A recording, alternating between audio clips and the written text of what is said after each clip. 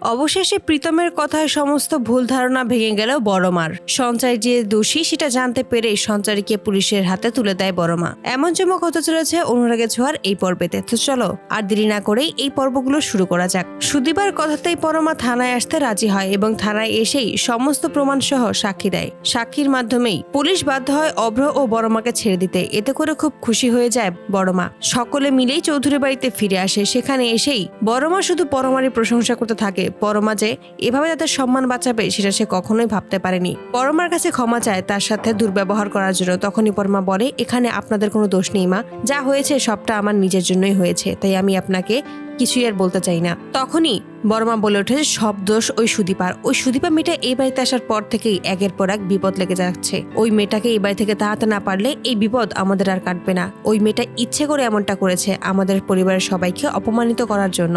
ওই মেয়েটা যদি পুলিশকে ফোন না দিয়ে এসব না জানাতো তাহলে আজকে এইরকম একটা পরিস্থিতি আসতো না। সমস্ত কিছু ওর জন্য হয়েছে, ওকে আমি ছাড়বো না। তখনই বড়মা বলে, আপনি ভুল ভাবছেন মা, সুদীপা এরকম মেয়ে নয়। ও কখনো এই বাড়ির অসম্মান হোক এমন কোনো কাজ করেনি আর করবেও না। ও তো আমাকে প্রাণে বাঁচিয়েছে।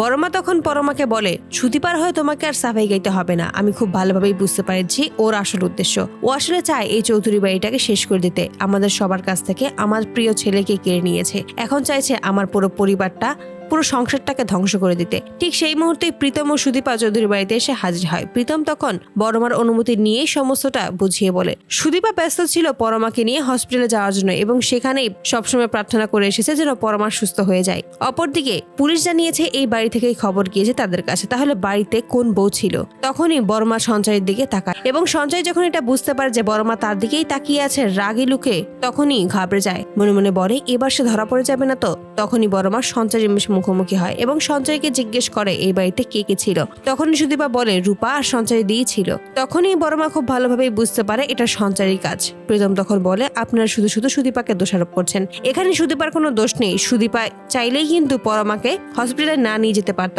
কিন্তু সে সেটা করেনি। ও কিন্তু পরমাকে হসপিটালে নিয়ে গেছে এবং পরমাকে বাঁচিয়েছে। শুধুমাত্র সুদীপার জন্যই পরমা এই যাত্রায় বেঁচে গেছে। সমস্ত কিছুই প্রীতম যখন খুলে বলে তখনই বড়মা নিজের ভুলটা বুঝতে পারে এবং বুঝতে পারে যে সঞ্চারীতে সমস্তটা করেছে। এই বাড়ির বিরুদ্ধে চক্রান্ত করছে, মিথ্যা অপবাদ দিয়েছে এই সঞ্চারী। তাই তখনই পুলিশ ডেকে আনে এবং পুলিশকে জানিয়ে দেয় সঞ্চারীকে অ্যারেস্ট করুন, ও এই চৌধুরী বাড়ির বিরুদ্ধে মিথ্যা মামলা দিয়েছে। তো বন্ধুরা, তোমরা কি চাও যেন এভাবেই প্রীতমের কথায় সমস্ত ভুল ধারণা ভেঙে যায় বড়মার এবং সঞ্চারীকে যেন পুলিশের হাতে তুলে দেয়? তোমাদের মতামতটি অবশ্যই জানাতে ভুলবে না। ধন্যবাদ।